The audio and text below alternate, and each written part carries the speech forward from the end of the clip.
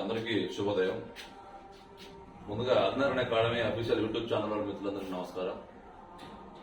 మా రోజు ఈ చిన్న వీడియో రూపంలో మీ ముందుకు రావడానికి ప్రధాన కారణం, ఇక్కడ ఈ ఏపీ డివైఓకు సంబంధించి మరి ఇక్కడ ఈ 1:100 అనే నిష్పత్తి గురించి కావచ్చు, అదే మాదిరిగా 1:50 అనే నిష్పత్తి గురించి కావచ్చు, మరి చాలా రకాలుగా చర్చ నడుస్తూ ఉంది.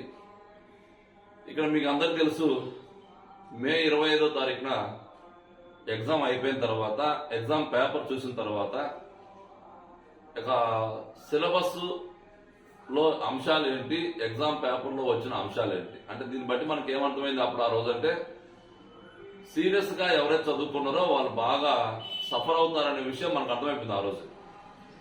సో అదే రోజు ఇక మేము ఆలోచించిన అంశం ఏంటంటే, ఇక్కడ 1:50 అయితే సీరియస్ గా చదువుకున్న వాళ్ళు చాలా మంది నష్టపోతారు కాబట్టి అందరికీ నష్టపోకూడదన్న ఉద్దేశంతో ఆ రోజే ఆదినారాయణ అకాడమీ మరియు మరొక మిత్రుడు సలీం సార్ గారిని అనంతపూర్ లో మనకు ఆల్రెడీ ఏపీ డివైఓకు సంబంధించిన బుక్స్ ఏవైతే మెటీరియల్ మనకు మీరు చాలా మంది అడుగుతున్నారు, మొత్తానికి ఈ ఏపీ డివైఓకు సంబంధించి అద్భుతమైన మెటీరియల్స్ మరి సలీం సార్ దగ్గర అందుబాటులో ఉన్నాయి.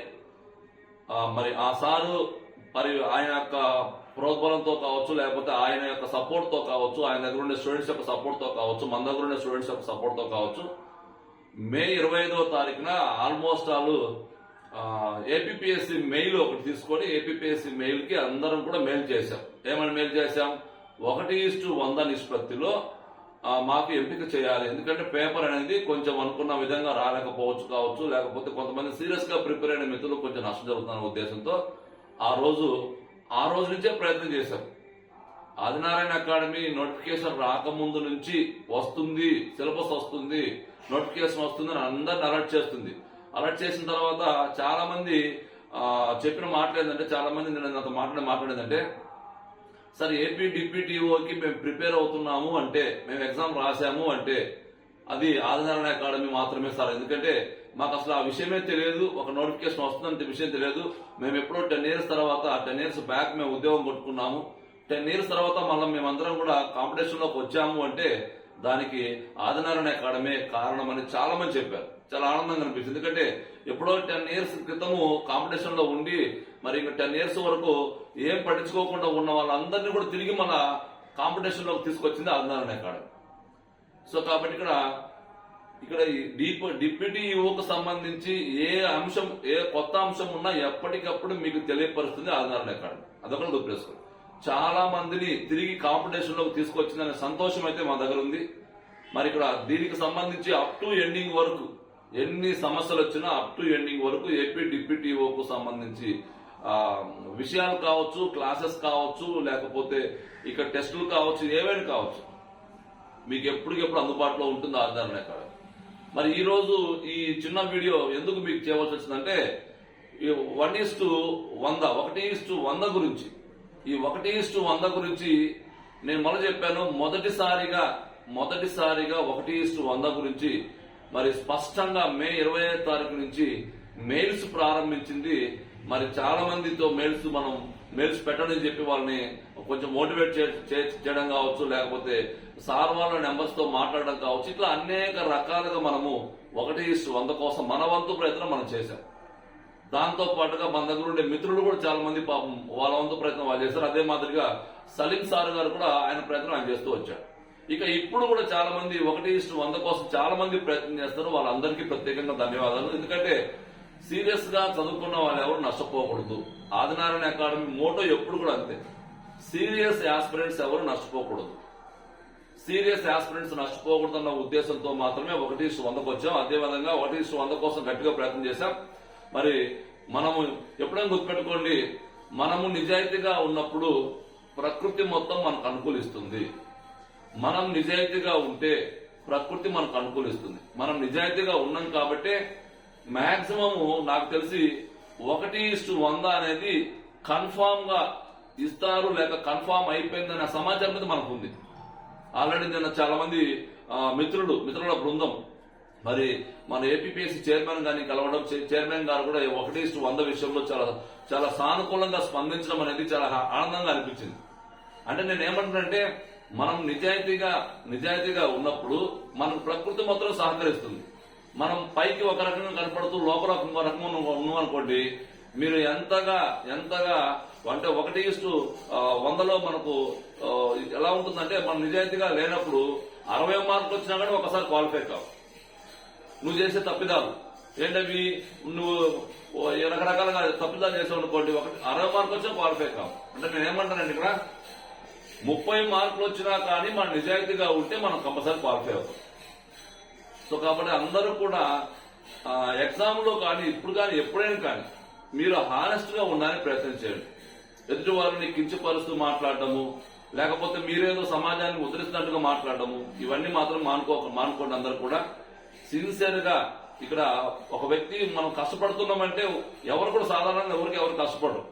దాని కింద రకరకాల కామెంట్స్ మనం చూస్తుంటాం అవన్నీ. సో అవన్నీ మనం పట్టుకుంటే ఇక్కడ క్లాసులు చేసుకోలేదు. కాబట్టి నేను మళ్ళొకసారి చెప్తున్నాను, ఆల్రెడీ అనేక మంది వ్యక్తుల యొక్క ప్రయత్నాలు, అంటే నేను ఒక్కనే చేస్తున్నా నేను చెప్పట్లేదు, నాతో పాటుగా అనేక మంది వ్యక్తులు 1:100 కోసం ప్రయత్నం చేశారు. ఆ ప్రయత్నాలు అనేవి నిన్న రోజు మన మిత్రులు చాలా మంది ఏపీపీఎస్సీ చైర్మన్ దగ్గరికి వెళ్ళడం, చైర్మన్ సార్ దానికి సానుకూలంగా స్పందించడము, మరి మనకు తొందరలోనే 1:100 అనేది కంపల్సరీ ఇస్తారు.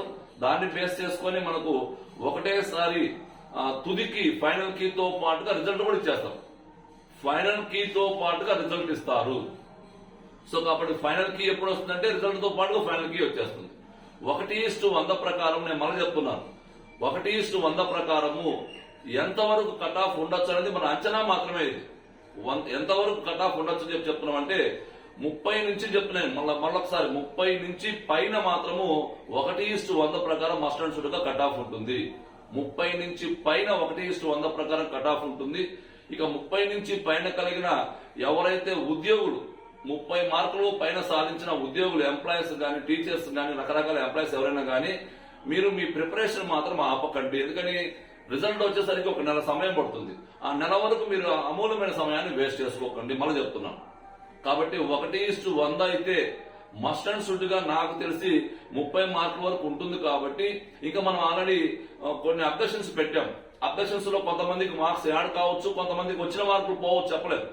సో దీన్ని బేస్ చేసుకుని మొత్తం మీద 30 మార్కులకు పైన సాధించిన ప్రతి ఒక్కరు కూడా మెయిన్స్ కు మరి చదువుకోవడానికి అవకాశం ఉంటుంది. కాబట్టి నాకు తెలిసి ఇది నా వ్యక్తిగతం మాత్రమే. తర్వాత ఏదైనా ఏపీపీఎస్ ఇచ్చిన తర్వాత ఏపీపీఎస్ యొక్క నిర్ణయమే ఫైనల్. సో దీన్ని బేస్ చేసుకుని ఎవరు కూడా నిరుత్సాహపడకుండా, ఎవరు కూడా మనకు ఉన్న సమయాన్ని వేస్ట్ చేసుకోకుండా, మీ అమూల్యమైన సమయాన్ని వేస్ట్ చేసుకోకుండా ప్రయత్నం చేయండి. 1:100 ప్రకారము 30 మార్కులు సాధించిన వాళ్ళందరూ కూడా మెయిన్స్ రాయడానికి అవకాశం ఉంటుంది. తర్వాత మనం కీలో కొన్ని మిస్టేక్స్ అనుకున్నాము, ఆ మిస్టేక్స్ కూడా కొంతమందికి యాడ్ అవుతాయి. దాని ద్వారా కూడా కొంత స్కోర్ పెరుగుతుంది. ఓకేనా? సో కాబట్టి ఇక్కడ ఫైనల్ కీ ఎప్పుడు వస్తుందంటే రిజల్ట్ తో పాటుగా ఫైనల్ కీ కూడా చేస్తారు మొత్తానికి.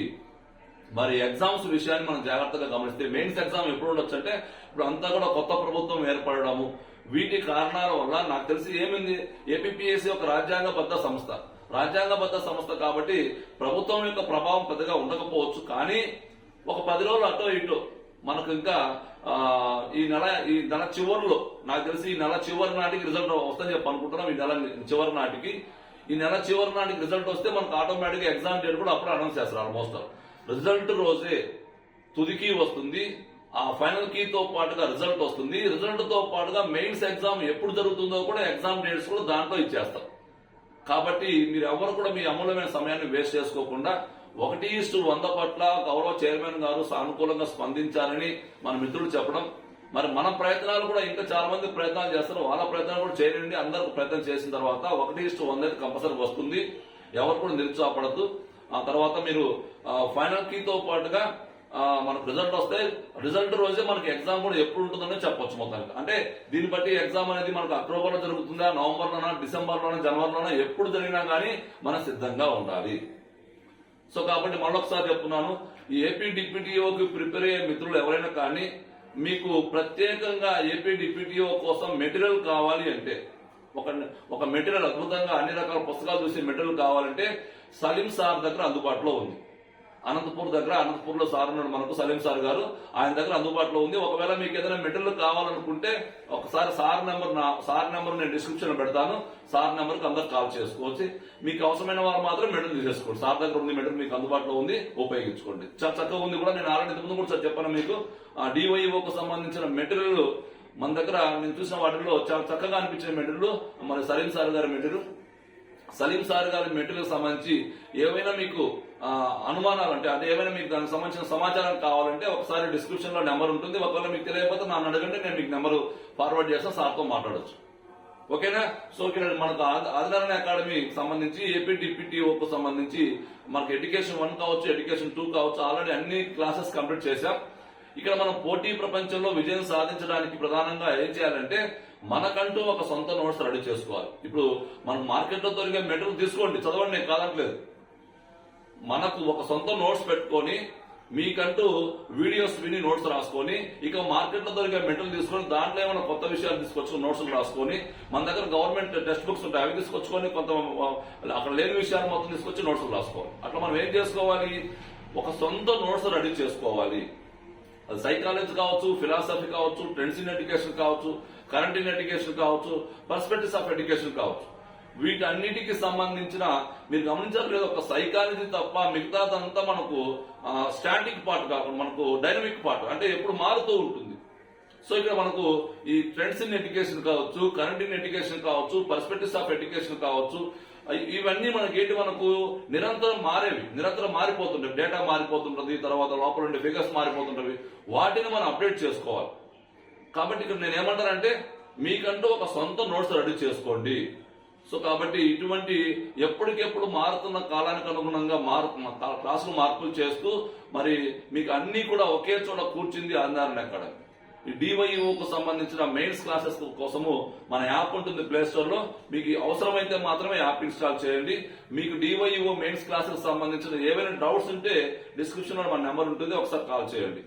ఓకేనా? సో కాబట్టి అందరికి చెప్పే మరొక గుడ్ న్యూస్ మనకేంటంటే 1:100 అనేది తప్పనిసరిగా రావడానికి అవకాశం ఉంది. అందరూ కూడా నిరుత్సాహపడకుండా మీ ప్రయత్నం కొనసాగించండి. ఓకేనా? All the best.